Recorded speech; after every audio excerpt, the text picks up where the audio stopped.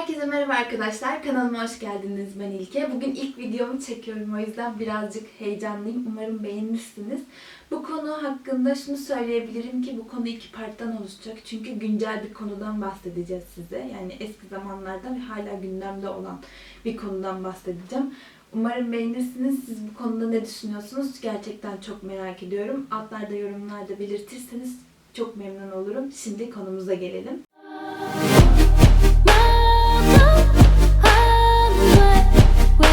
Konumuz Kim Buk-dan hakkında. Kim Buk-dan 19 Nisan 1926'da Kore'de dünyaya geliyor. 6 kardeşin dördüncüsü ve varlıklı bir aileden gelmiş. Lakin daha sonra varlıklarını kaybetmişler. 6 kardeşten 3'ü zor durumlardan kaçmak için evlenmiş. Bu arada 8 yaşında da babasını kaybediyor.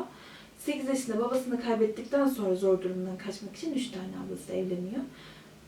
O, annesi ve 2 tane kız kardeşi birlikte yaşamaya başlıyorlar. 1941 yılına geldikleri zaman, o zamanlar Japon askerleri Koreli erkekleri zorla cepheye gönderiyorlardı. İnsan az olduğu için de askeri fabrika dikimlerinde kadınları çalıştırıyorlardı. Bunun ardından Bayan Kim'e geliyorlar ve işte kızınızı götüreceğiz. Askeri dikim fabrikasında çalışacak ve 3 yıl sonra yani evlenme yaşına geldiği zaman kızınızı geri getireceğiz diyorlar. Annesi bunu kabul etmek mecburiyetinde kalıyor. Çünkü kabul etmeselerdi Kore'den sürgün edilebilirlerdi ya da işkence görülebilirlerdi. Tüm varlıklarını elinden alabilirlerdi. Bayan Kim bunu kabul etmek zorunda olduklarını söylüyorlar. Çünkü Kore dışında bir yerde yaşayabileceklerini düşünmüyorlarmış. Bunu kabul ediyorlar ve annesine bir belge imzalatılıyor.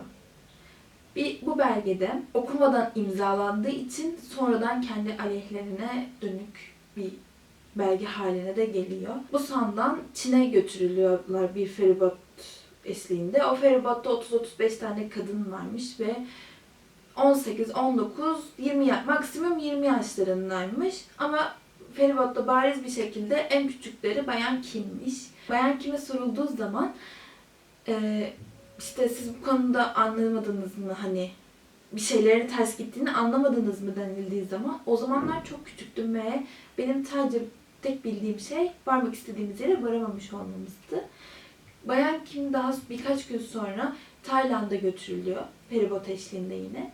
Tayland'da onları üst rütbeli Japonyalı üst düzey askerler karşılıyor.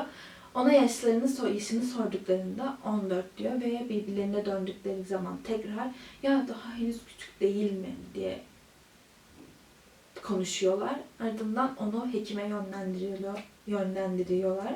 Hekim de muayene ettikten sonra onları odasına götürüyor. Gitmelerini söylüyor daha doğrusu.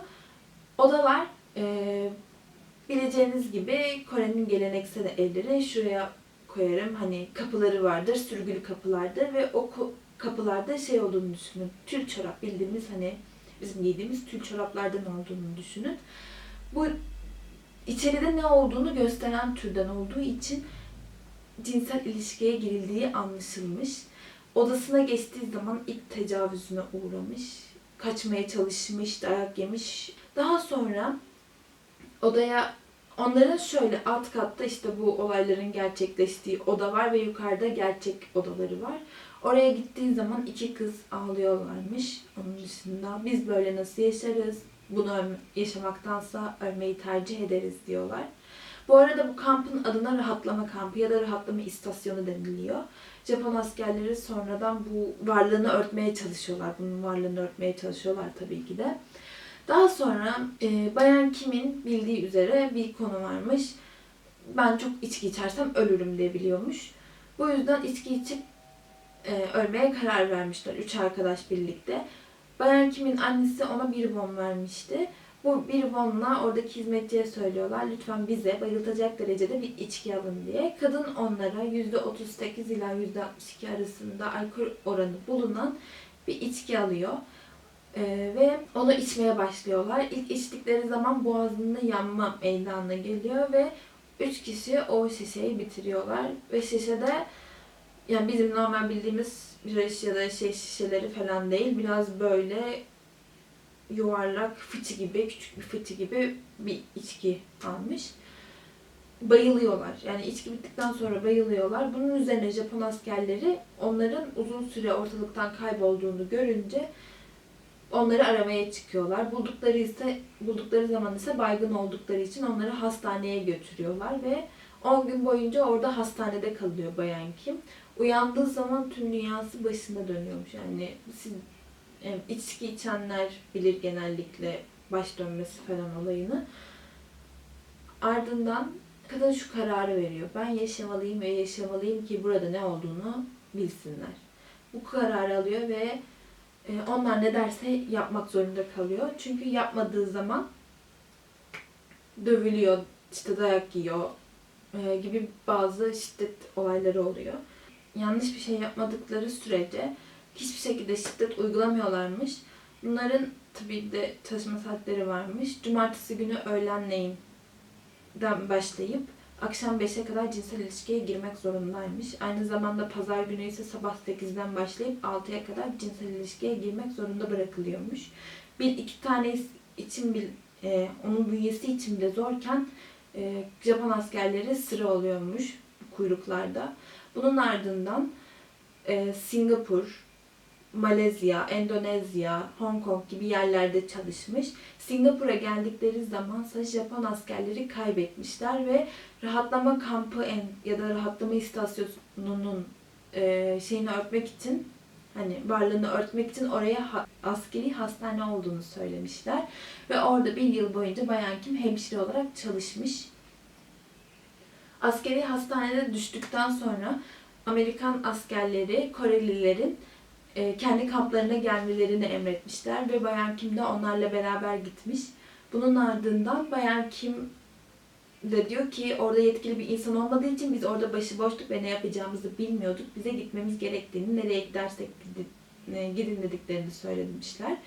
Ve Bayan Kim'in gidecek bir yeri olmadığı için beklemiş. Birkaç gün sonra bir feribot, mülteci feribotu gelmiş ve Kore'ye geçmişler.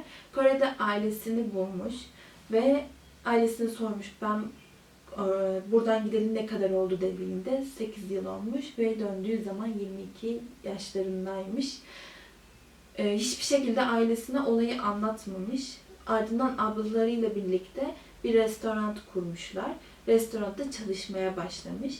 Evlenme yaşına gelmesine rağmen evlenmediği için annesi ondan şüphelenmiş, bir şeyler olduğundan şüphelenmiş ve sormuş, ne oldu?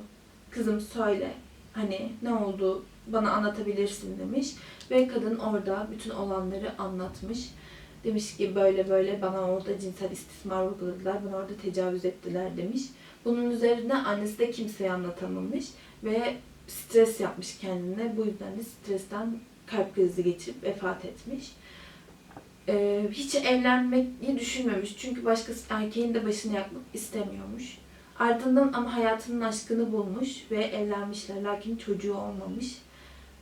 Bu olaya bağlıyor çocuğun olmasında. Yani büyük ihtimalle ki bu olaydan kaynaklıdır. Çocuğu olmamış ve 10 yıl sonra, sanırım 10 yıl sonra da eşi vefat etmiş. 60 yaşına geldiği zaman bu konu hakkında konuşmaya karar veriyor Bayan Kim ve Kim Hak-sun ile birlikte sanırım. Evet, Kim Hak-sun ile birlikte bu konuyu dillendirmeye başlıyorlar. Ama Japon hükümeti bunu tamamen reddediyor ve diyor ki onlar buraya gelmek, para kazanmak isteyen hayat kadınlarıydı. Buna Bayan Kim çok sinirleniyor çünkü 14 yaşında bir insanın yapabileceği iş mi bu cevabını veriyor, hem de vücudunu satarak. Yani büyük ihtimalle gerçekten 14 yaşında yani vücut satmayı nereden bilecek bir insan? Çok saçma bir açıklama. 2015 yılına geldiği zaman Japonya Kore ile birlikte bir anlaşmaya varıyorlar. Bu anlaşma üzerine Japonya Kore'ye 10 milyon won ödemek zorunda bırakılıyor. Bu konu Bayan Kim'e sorulduğu zaman Bayan Kim gerçekten çok sinirleniyor. Çünkü kendi davalarının bir para davası olmadığını söylüyor. Biz resmi, ne istendiği sorulduğunda ise biz sadece resmi bir özür istiyoruz. Bizden içtenlikle size geçmişte yaşattıklarımız için içten bir şekilde özür diliyoruz demelerini istiyoruz. Ve bu konuyu tarih defterlerinde, tarih kitaplarında düzeltmelerini istiyoruz. Bizim amacımız para değil cevabını veriyor. Peki yine Bayan Kim'e bir röportaj sırasında sordukları zaman peki özür dilese affeder misiniz diye sorulduğunda evet artık 93 yaşındayım ve gerçekten huzura ermeliyim cevabını veriyor. Bayan Kim 93 yaşındaydı bu röportajı yaparken, yani konu anlatılırken ve mide kanseriydi. 3 aylık ömrü kalmıştı. Büyük ihtimalle tam tarihi yanlış hatırlamıyorsam 27 Ocak 2019'da vefat etti. Ve hala konu gündemde bir konu. Çünkü hala çözülebilmiş bir konu değil. Hala Japonya özür dilemiyor ve Bayan Kim huzura ermeden onun tabiriyle vefat etmiş. Peki siz bu konu hakkında neler düşünüyorsunuz? Gerçekten çok merak ediyorum düşüncelerinizi. Bu düşüncelerinizi altta yorum olarak belirtebilirsiniz. Aynı zamanda sorularınızı bana Instagram üzerinden ya da altlarda yorum olarak belirtirseniz çok sevinirim. Memnuniyetle size bu konu hakkında devamlı bilgi vermeye çalışacağım. Çünkü dediğim gibi bu konu güncel bir konu. Bu olay daha doğrusu güncel bir konu. İkinci partta ise detaylı, yani bugünümüze gelen konulardan da bahsedeceğiz. Yine aynı zamanda bir kişinin daha biyografisini anlatacağım size. Benim düşüncelerimi soracak olursanız gerçekten ben Japonya'nın özür dilemesini beklerim. Çünkü özür dilemek bence bir erdemliktir. Umarım yakın zamanda hatalarından dönerler. Ben bu şekilde düşünüyorum. Umarım videomu beğenmişsinizdir. Eğer beğendiyseniz beğen butonuna basmayı unutmayın ve daha fazla videoların gelmesi için kanalıma abone olmayı unutmayın. Sevgiyle kalın, hoşça kalın.